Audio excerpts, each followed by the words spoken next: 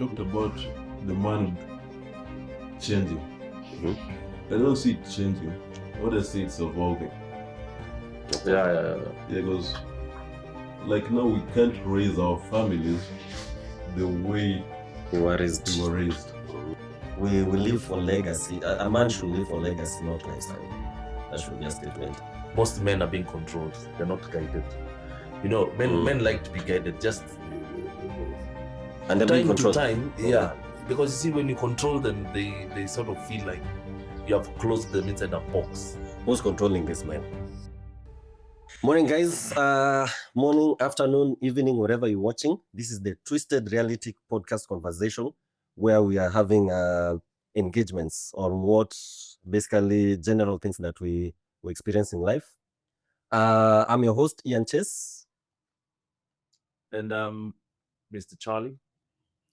Mr. Juma. And Juma. And today we'll be having a conversation on what to be a man, or what a man means to be, if I can put it in a layman's language.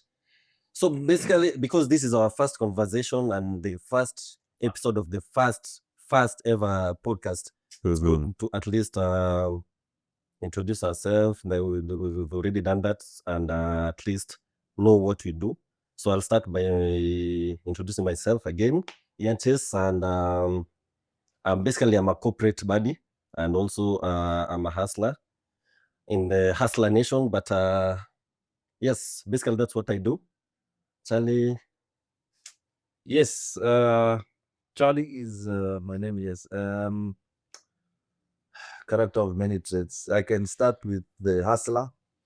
That one is top of the list, and then automotive is what I love, and what I read is engineering.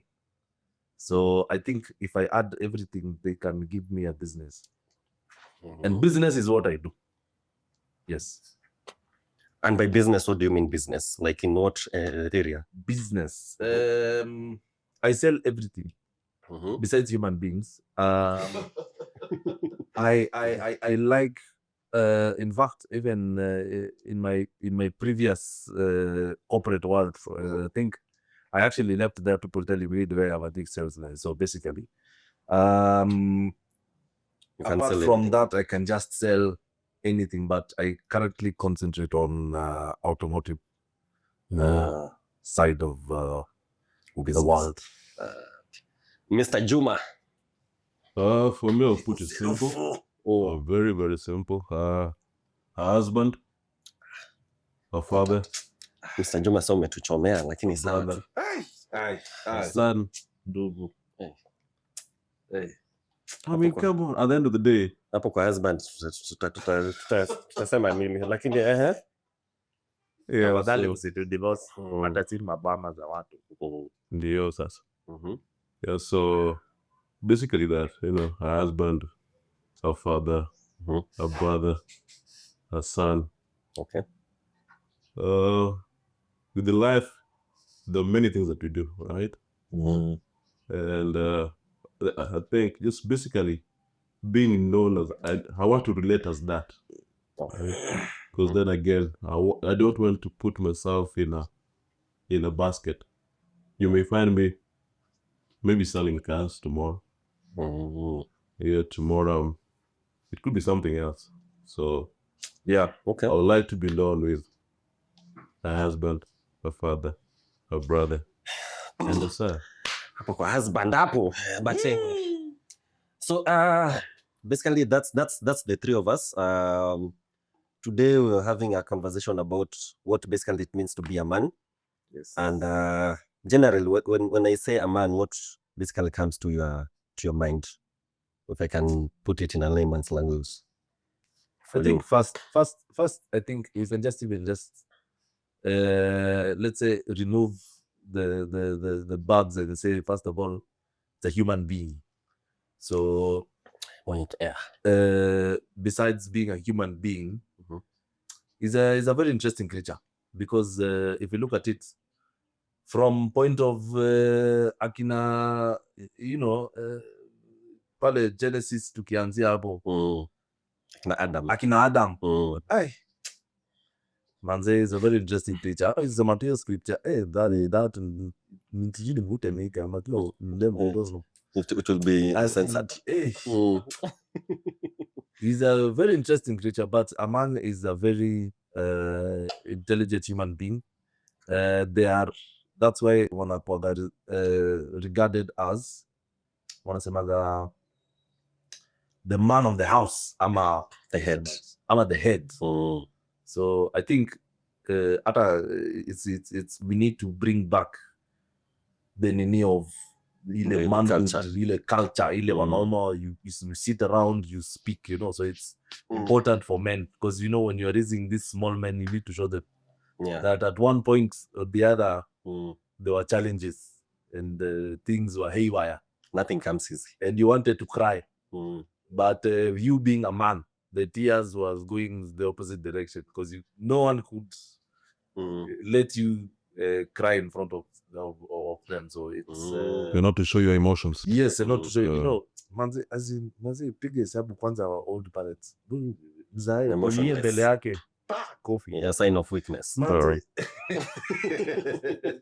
A sign of weakness, eh? Yeah, so basically let's define a man evil. So I don't know. Maybe okay.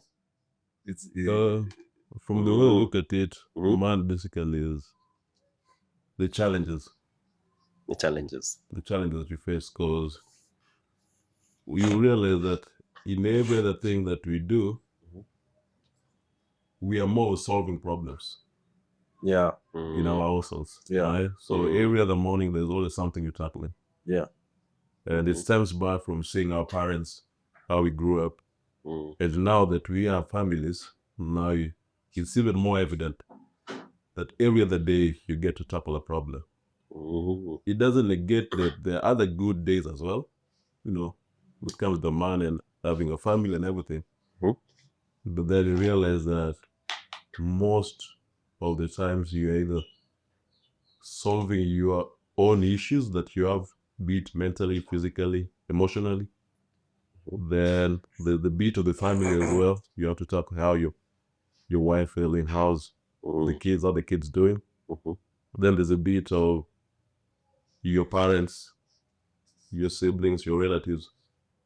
So it plays a big role in making you as a man, right? So I mean, and again, from where we are, it's a learning process. Yes.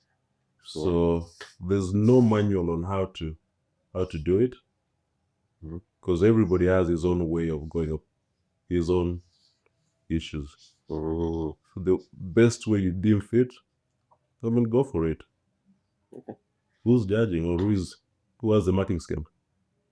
It's true. Yeah. And if I may ask, do you feel like we're losing the culture, or rather we've lost the culture of now the manhood in our current state? Do we feel like the current days we have, can you say the culture of being a man is being lost, or we're still there, or there's something we need to improve? I mean, of course, improvement is key. But I'm looking at from the point of view, the way the economy has changed over time. So at the same time, CCA too, we have a financial talk. So for us, it's more of financial sort of side. So as in, we are not losing it, but due to now the constraints of all this financial burden I mean, a big example. Wale mademu wenye tulikuwa nayo hiyo day kiatina tao, you unaweza nunua hapo, ya kachipo nini. Boss saizi tao kitu gani? If you don't have money, you don't have money. So Kasongo ameweka mshipi. Tulisema tutaingia politics pana so tukijue ni uchumi. But yeah, but hata if you look at even inflation and all that. Anyway, but besides that, we are not losing it, but the tradition, of course, is lost. As in the traditional bit is just it's like a gray area, as I can say. But we need to revive it. We need to open up windows. We need to open up doors. We need to bring in more guys. In fact, I saw some kulikuwa na anini of wanaitabaje, but I think inakuwa more of a business thing. Usually have a roundup of men, then they do like a men's breakfast or something like that. Even in churches I've seen. Is it the men's Men's conference? conference. Men's conference, yes. So they should be doing it more on a small scale. So not everyone can afford to come there, sit and listen or whatever. So they should do it in small scales so that other small men, Well, they can stop fearing. Right now, like marriage is a fear. Yeah, Uende pale lipie mtoto wa wenyewe na wewe mwenyewe hujajilipia, sasa utakuwaje? that's true by the way. But okay, for me now na current state of being, because for example, being a man, for me, I believe it's about just having sense of responsibility, and sense of ownership, taking ownership. But I feel your part also, it's like we've lost that touch. Nowadays, guys don't want to be accountable, and also in case anything happens, like for example in your own house, anything it happen in the current state, like from our parents, we will, you'll know our dad will sort it out. Everything will be taken care of. But currently you find most of the things being taken care of. Kitu ilikuwa taken care by a man, a woman is taking care of it, yet there's a man in the house. So na feel your culture pia ina lose its traction. I know pia upate economy pia inachangia, because also sasa kuna women empowerment, which is a good thing. But also it doesn't mean like if you're a woman earns more than empowerment is good. it's a good thing. It's a good thing, but even pia that they say kuna wenye wame misinterpret or misinterpret. So unapata there's like let's call it a spade. In our country right now, the rate of single mothers That's high. high. Also na ukieka pia the same na sisi, you see, for us more or less hatunaga hiyo. so like, does anyone take accounts of the single fathers as well? I think that's because they are single fathers, right? Because they're single fathers, but Most of the times you normally look at single mothers, and I think the community, or I'll say the general public, has them on a different pedestal in terms of comparing them to single fathers. So basically, they'll be more judged. yes, Because let's face it, when a family breaks down, who normally takes the blame? definitely. Right. Pale as the man we have to so I think inakuwa more or less like uko kwa family setup, but kuna zile vitu mbili tatu zenye I think either your dad or your grandfather or whatever, they can actually wanapatia kama pointers. So at least you can be able to jumble in between, ujue huyu madam akikasirika penadaga hivi, such things. Na pia hata when you start getting kids, how are you supposed to position yourself as a man, because you see now the dynamics has changed. So I think so many men pia hawanaga hiyo knowledge.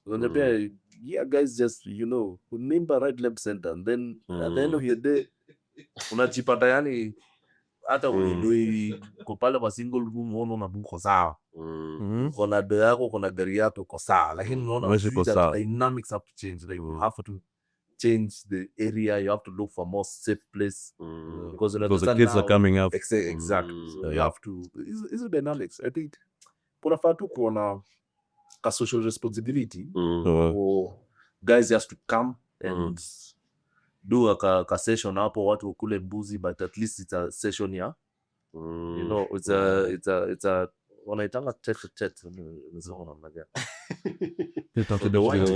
after this wakae tu chini tu. So and you talked about the man changing. I don't see it changing. What I see, it's evolving. Yeah, because like now we can't raise our families the way we were raised. But again, things are changing. The women that we have are more empowered, they're more outspoken, So then that changes the dynamics of a family, right? Because again, you want to, in as much as you are the head of the family, you want to give your wife or your partner more of a space where she can thrive in. So it makes now the modern man now to be more cognizant of what the wife or the woman or your partner in this case brings to the family. True. And True. you find if you go, yesteryears, what used to happen is there were set roles that the father will do this as the man of the house, and the wife will do particular roles. But now you find it interchangeable. Really, you may find households where the man is cooking, Yes. Sharing of roles, eh? sharing of roles. Some you may find even they help in when it comes to the bills in the house, right? Because we grew actually knowing that it's the man who takes The who runs the show, responsibility, yes. right? Yeah. And now with the help of the woman being empowered, it is changing households on how they run, which is a good thing. I know for some others it may rub them in the wrong way, but then again, if they say a fool, right, can never, what they say about the fool? Which fool? The man. Who's the fool in this? But for me, kitu I know is okay, when you look, for example, like for me, a man has to be financially disciplined, so that that should be like one of the key things that, cause mwanaume bila pesa yenyewe honestly hakuna tusidanganyane. So kuna hiyo financial discipline that So what do you mean? Families that don't have that money, so do you mean financial that they're set discipline to do more? Financial discipline inamaanisha however small you earn, it doesn't have to be you are wealthy or rich. However small you have, at least with that small money you're getting, there's that financial. Unajua kuna msanii anaweza pata 10k sahii, hiyo 10k inafanya shopping, I make sure the family is sorted. Na kuna msanii anaweza pata hata 50,000 aende club fulani pale Kilimani, yote ishe yote. So kuna hiyo part, but akuja home is nothing to me. So I believe kuna hiyo discipline, at least ukiji, for starters, for you to be a man, at least your discipline, unajua vile unajipanga, should be something, one of the things that you should have. I don't know, you guys think. Makes sense. It makes sense, because every other day you'll find that for you to run your household, you need finances. Yes. And it gets tricky when you can't afford your lifestyle, right? But then remember that again, there are people that depend on you, so that will kind of be a burden on you. But then that's what makes men, right? You have to find a way to the challenges. Yes. Right? So normally in every other tough time so you go through, there's always a light at the end of the tunnel. So just push through. You never know your break will come from. It's true. It's true. Na pia kunayopatia, how can I say, like for example, for me, kitu na appreciate of being, like personally for me, na appreciate hizo challenges tulipitia. Like for example, me I know kuna certain age nilifika nikaambiwa na budangu, by then you need to go out, utoke, ukishatoka you find your own food huko nje, hatuwezi kuwa ndio wawili kwa nyumba. Hatuwezi kuwa na wawili kwa nyumba, inapata hivyo. So unapata hiyo challenge, unapata huko nje, ukitoka you face the challenges, then you know how to deal with them. Then at the point tumefika right now, point tumefika kwa like zetu, at least tumeface some, now we are also going to face other challenges, but at least ni vitu tumekushon. So I think that being a man, also, you don't have to go through the challenges yourself. I mean, you can form a group of friends or a group of peers where you share out your problems, and somebody may have the solution to your problems. Yeah. Maybe he had gone through the same scenario. So somebody going through it with experience can help you solve your own issues, with your nuclear family or extended family. So again, it also depends with, are you willing to listen and learn from others? Are you that person who takes information and kind of digest it and use it for his own benefit? Right? Yeah. At the end of the day, it's you as a man, you heading back to that house. You know how you left in the morning.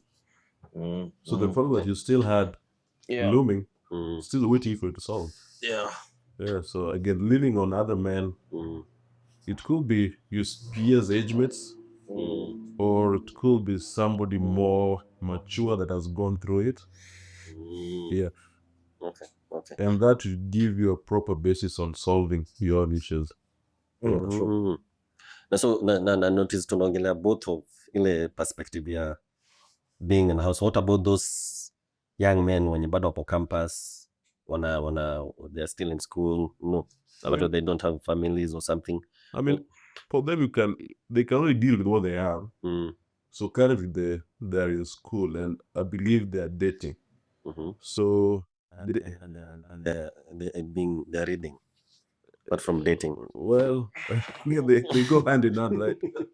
That is the core business. Dating. The core business is reading. Yeah, so they are reading to graduate. They're also reading to marry. Yeah. So they're trying both fields. Yeah. They're reading to marry. But I believe, I believe, sorry to interject, I believe men are to be guided. Men are not to be controlled. In that, the whole reason why unazapata even most homes, sorry to go back to that other topic, but most homes are breaking it because most men are being controlled. They're not guided. You know, men like to be guided. Just and they're control time, yeah. Because you see, when you control them, they sort of feel like you have closed them inside a box. Who's controlling this man? No, like I'm saying, like now, let's say like the wives, sisters, mothers, or no, let's say the girl child in a wholesome, them they like control. But you see, men are to be guided, even naturally. Like you just want someone just to show you a path. Once you've just seen a path, a small path, you know, you set yourself and you just start climbing. Don't you think that that control or that guidance, as you put it, can come in terms of control?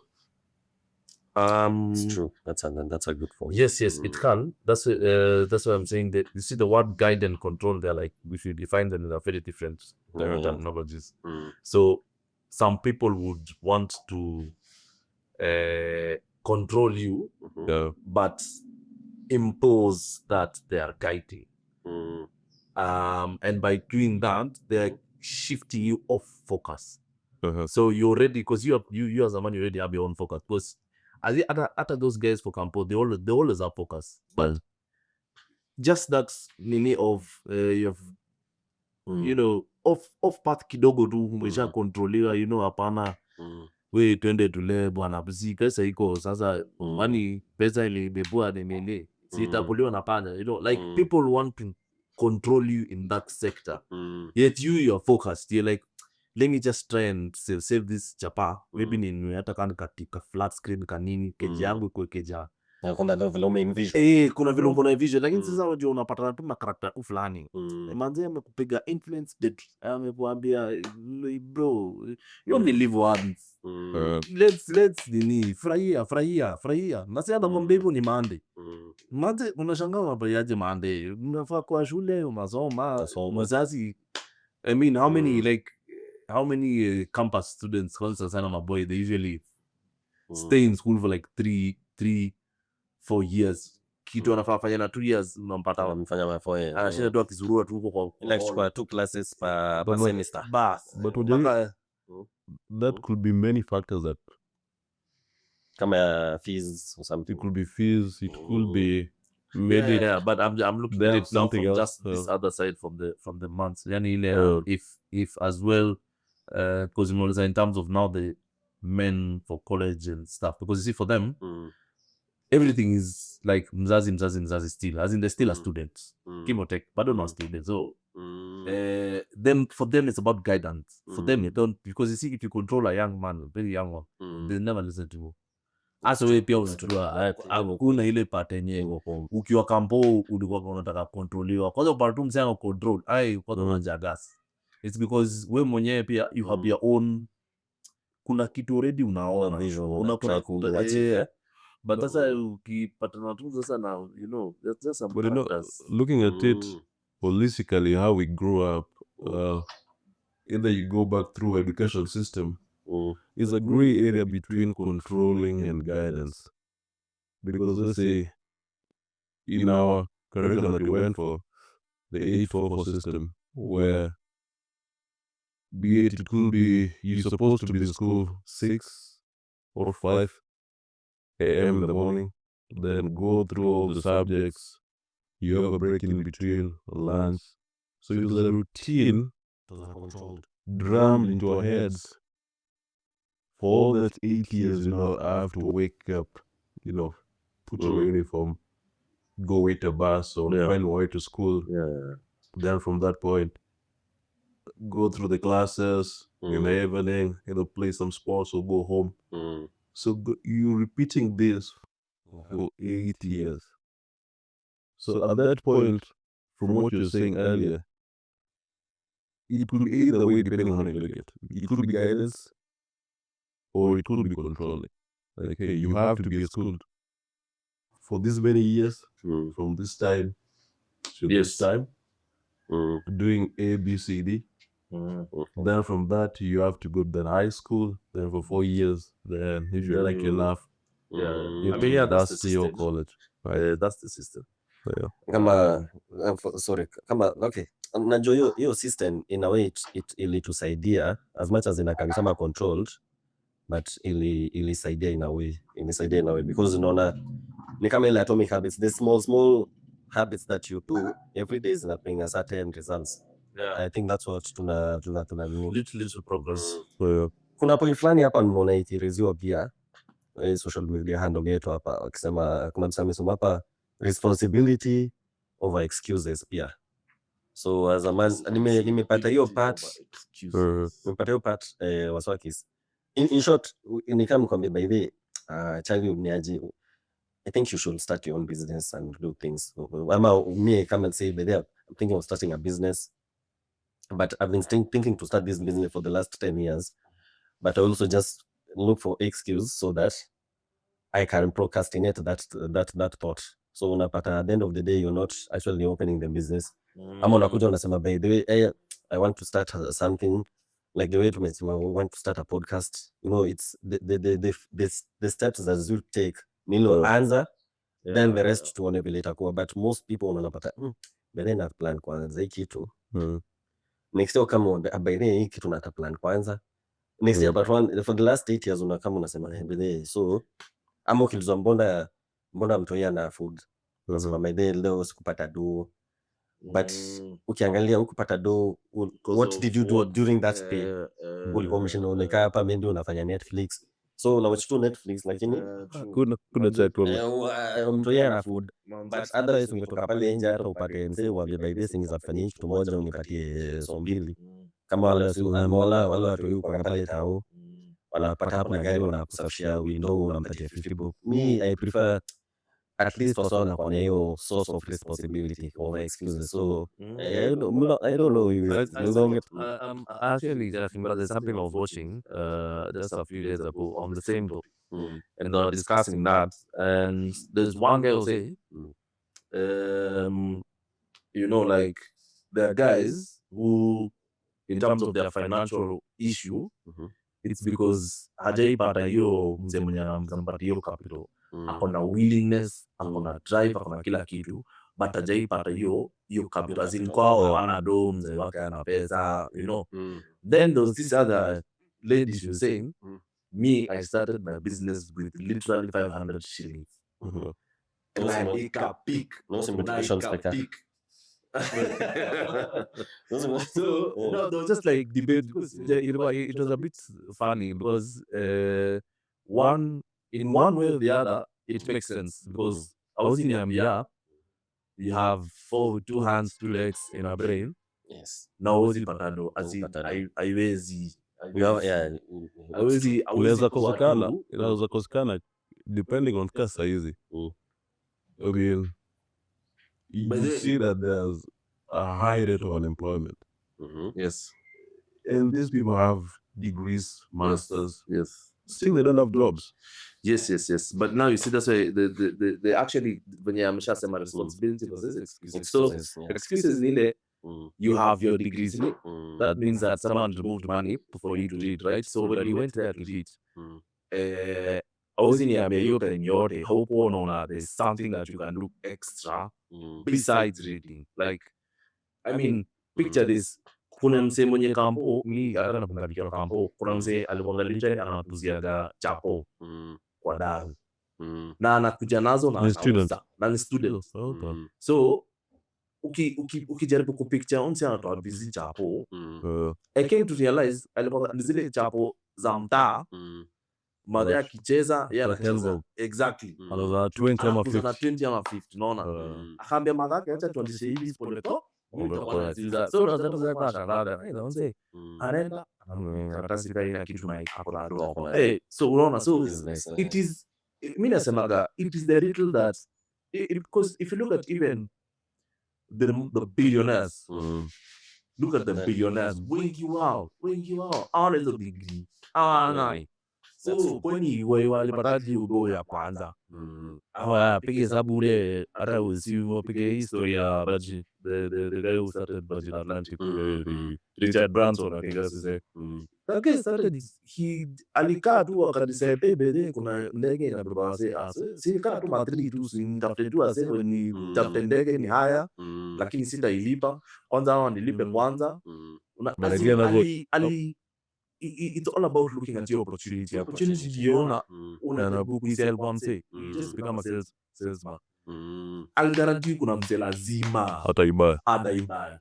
It just depends on how you package it, unajua. So sisi tunakuwa stigmatized ya kama hauna job hauna we expose even in stigmatization, and that's why you see in fact most men on the other, literally the young men that were okole and stuff, unapana mse you relax look sawa bwana, either way kadada tampatia tao ya wiki najua nalipa. So I mean, why should I struggle?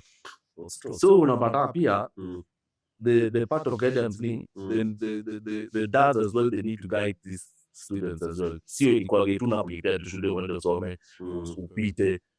They need to now change the narrative and start by guiding them and telling them, bossy, so you're reading, what?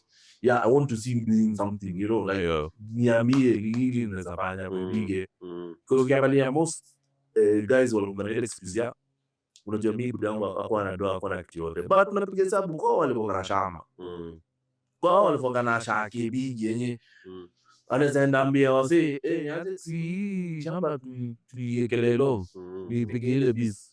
So as in mimi nasema tu wase tu ala tu right, sema abi right Hapo kwa drive leo usema kuna pia project hapa fulani nasema purpose driven leadership. I think hapo ina on that. Kuna hii nyingine, kuna kitu hapa inasema consistency over hype. I think the same thing tunaongea ile uko the same thing unanipambana na kwamba by the end month nataka kushikana na fulani. Itakuwa uende month tunapata naye na kwamba acha chekile ni vile tu nimeona ile zenye zimepatikana hapa, si ile specs niko napata. So next month na import na next month nini, yani the guy story always gives you hype and where the hype did not one day. I mean watu tumekaa tu just chilling here, then the hype came back. Ukiangalia hype ni pia vitu kujichocha. Forget. Because at some point for you to do some things there was that push. Right? So that push may come from friends or just internal push. like ndo akisema hizi level za biashara penguins. Biashara lakini hiyo kitu ina do buda. Hiyo kitu ina do. Mimi nataka kuna wapi? ai So you get ati wewe. Ona sawa nini kuna sawa unauza mpaka ostrich huko nje. kama zile maquails. So that is Full business. Swag anaisema ili like kujipush sema okay. This is easy achieve, but it doesn't have to dream, man. It's true. It starts with the dream. Everything starts with the dream. Everything that you do, Starts you with are the dream. taught it somewhere. That's subconsciously or dreamt about it, or you saw somebody do it, and then you feel that I can do it as well. Hiyo tunasema kuna difference ya hiyo unasema is purpose driven. Ile unajipatia ile basic nataka kuwa at a particular place when in the next maybe 6 months. It's like a target. Vile wasa unapoa job unapatiwa a target like a scorecard or something. Unasema but in the next 6 months nataka niko nimeachieve a certain objective. Ikielekea 6 months at least hata kama hujiachieve at least but you're towards that. Na kuna ile hype. Ile idea you want now to blend in with your friends. Also pia hapo ndio pia pressure ulikuwa unasema msana kuchocha tu twende. So now your friends are doing something, is doing something also now which is the same line but you find your own path. So inakwanga hivyo, that's another thing. Then kuna kitu pia nimeona hapa wakisema honor in relationship. Hapa tumeingilia hapa, right? How a man treats a woman, family and children. Define respect boundaries hapo. Also, okay, personally I feel respecting a woman is paramount. Hata kama I think umekosewa, it's key. It's key. Me, I remember my dad aliniambia the time we marry, at least now my say can be safe. The time we marry, but aliniambia don't ever beat your woman. Hata kikosea just to get out. Find a way to solve your issues. Yeah. Nini hizi vitu marriage nini. So even I think also a woman respects you more if you can handle a hard situation in a mature way. So yeah, if you snap and also you don't know how to handle a certain situation or a hard situation, also pia inamaanisha it doesn't mean that you're not a man, but it means you're not a man enough to handle, because remember, you're the head of the house. These people are looking down to you. So the way you react affects the same. It's just the way you and your salary, then you decide to eat it on all of it. Ile time kwa single maybe as a man, and then sort like society you have people looking. So that's one of the things we do. I don't know. Also, just to add on that is, as a man, the responsibilities you have, and you need to also give a space to your specific other to grow. True. Right? So a little mental awareness or something. That is what most men fear, that if they grow, then what makes them, right? What should be with them? Well, you have a more, let me say, well empowered woman, right? How does that change the dynamics of the house? I think as well on the same. Okay, there's the empowerment piece. There's the strength. There's the strength of a woman. Yes, they run the world. Yeah. So it's paramount just to respect, and because as well, respect that you give is what you receive back. Yeah. So I think in the same light, it's just more or less both of you to grow each other. I mean, I will put it that way. I think I'll just say grow each other mentally. Give yourself, both of you, some. When there's failure, you correct each other. Yeah, and let it just be honest. Okay. Integrity goes a long way. Umerez point fulani poa sana hapo. Integrity But then that's as a man, integrity it's paramount. Whatever you say, like a man, like for example, your name, a man's name should be trust. In short, nikisema Charlie akaniambia baby, I'll sort this out. That should be, you know, I know this will be sorted out. Yes. Ama isipokuwa sorted out, I know Charlie will reach out to me and be ile kitu I wanted to sort it out, but hapa nimepata hii challenge. Yeah, so I think your word means a lot. If I say I'll do it, and I think men wanakuanga nako ka understanding. Yeah, I think sort to you. I think I look at it.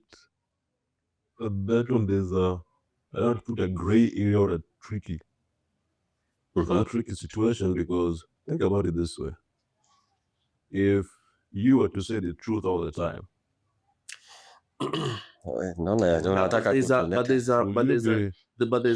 there's a delay there between truth and integrity. So integrity means that everything you say from your mouth, it's things that you actually mean, however small, however big. But the truth is the message that you're telling that other person. Is it the correct thing, or is it the wrong thing? So in both sides, I can say that what I think you're trying to say is that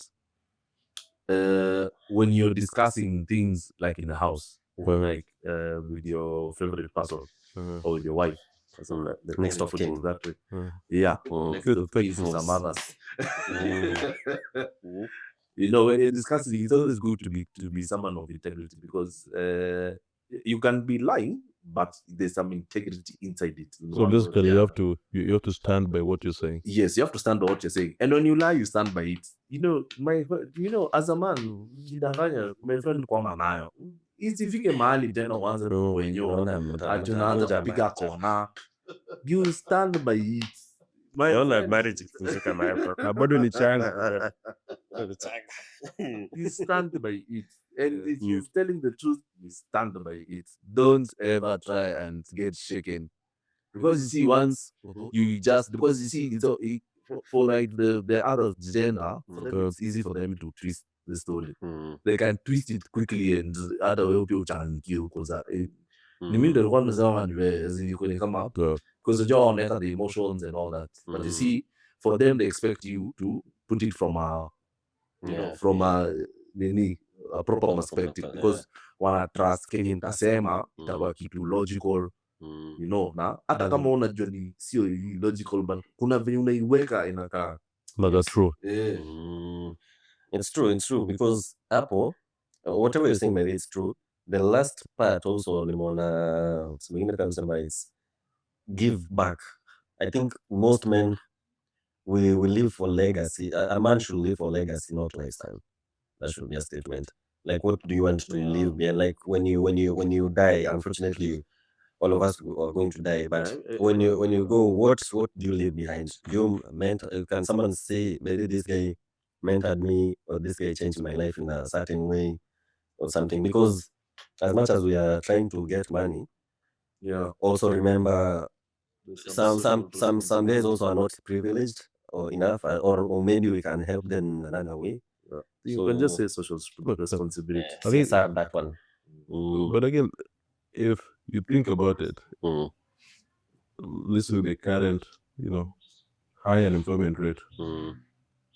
Most men, if not all, are looking for better opportunities, looking for jobs, right? So they're looking to better themselves and their families. So when you put the aspect of legacy, I think first they'll go for bettering themselves. Then if they have more than enough now, then now what do you do with that?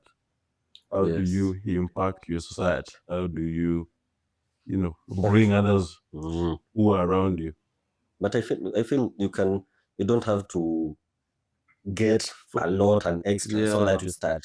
For me, I think actually that's a very valid point, because if you look at, okay, let's start just with the word money.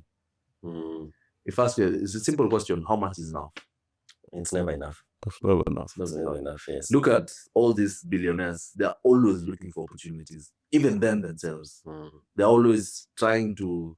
So I think it is just to say that you need to strike a balance. You need to strike a balance between your job, between your social responsibility, between your family, and your now your other, that's your mom and your dad and your sisters. But then and your also, siblings. for you to strike that balance, then you have to have more resources. Just think about it, because you have your family here, Yes. and then the issue with us Africans, there's a black tax, Yes. right? Yes. There's your parents, your siblings, Yes. and a whole community behind you. Yes. And also then you're putting in the aspect of the CSR or building that legacy. So your primary concern will be your family. Yeah. If you can take good care of them, well and good. Yeah. No, that is fine. I'm putting across like this. Picture this. Let's say like in your day-to-day kawaida routines, you wake up in the chomoka jibo, fika jibo, you know what you need to do. Yeah. So between your home and your work, there's a space in between that is shared by everyone. That's your travel. So hapo katikati ulienda ukasimama kwa jam, right? Let's say you had like a 50 bob or whatever, something to spare, but I mean it's not spare, but you just had it for it. Yani mtu tu anatokea tu kwa yule ambaye bosi ni aje poa kidogo nikomboleshe sema sawa mazee mimi naitwa hivi nini nimetoka kwa streets blah blah blah, apate tu all his shit. Akamwambia mimi hata sitaki pesa mingi, ukinisaidia tu hata 50 bob niende tu pale tu ninunue mandizi mbili. Mandizi wa kweli si ni muratina.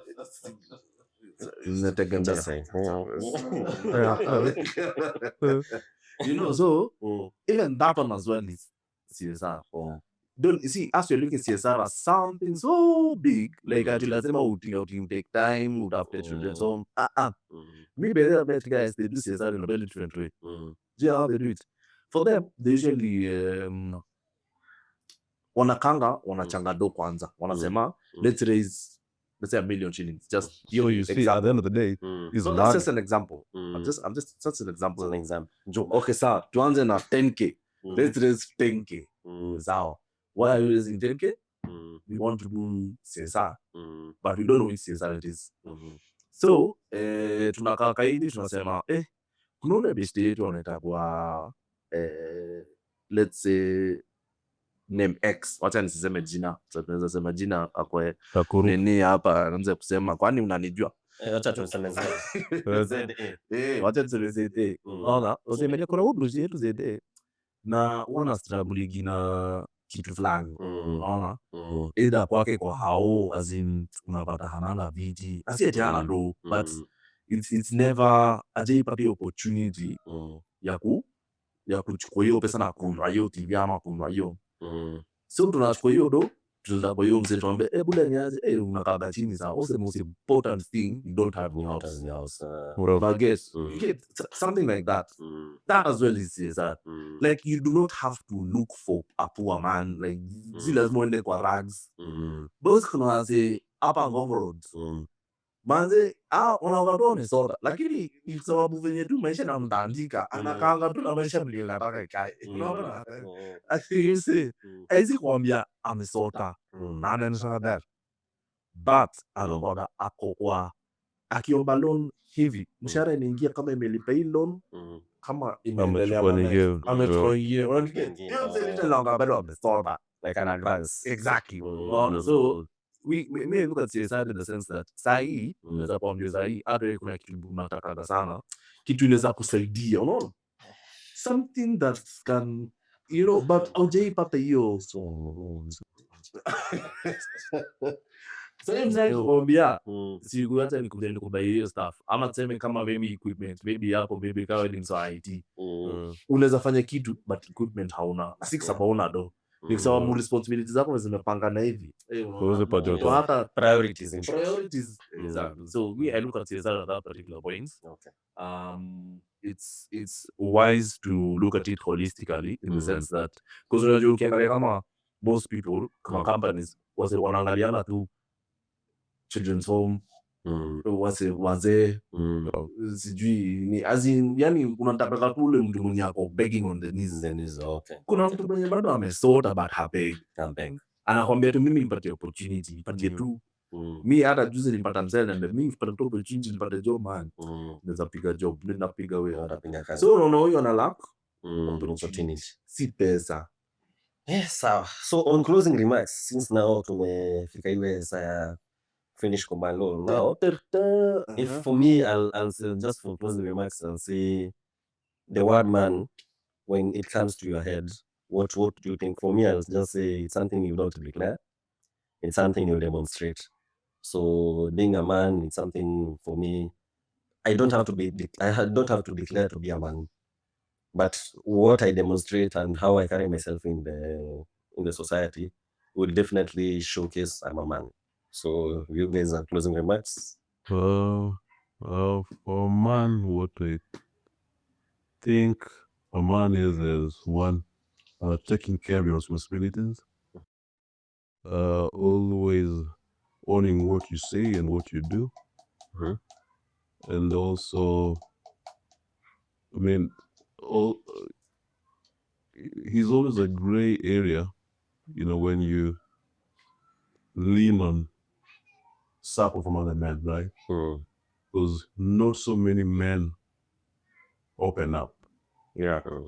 So I think that is one thing that we need to involve more, in our manhood to try and get assistance, get help, or just somebody to talk to. Okay. And with that, at least you can take his experience, which can later help you in your situation. Okay. Yeah, so I think that's basically it. And also try and learn and evolve with the time. Because things are changing. We can't keep doing what our grandparents are doing. So again, always learn, and learn. Okay. Charlie, tukimalizia. Apo, you have said about a man. So for me, I think a man is someone who stands by his words. And a man is someone who, when they speak, they don't need to shout, or they don't need to say it with some authority. They just need to become collected, and whatever they say, they do. I think it's as short as that. Okay. Yes. So thank you guys from the Twisted Reality, where the truth bends and the reality does what? The reality blurs. Thank you guys for watching us. I hope and pray that we've portrayed some message that will help you guys. And Yes. till next time, see you again. Adios. Adios, amigos. Yeah.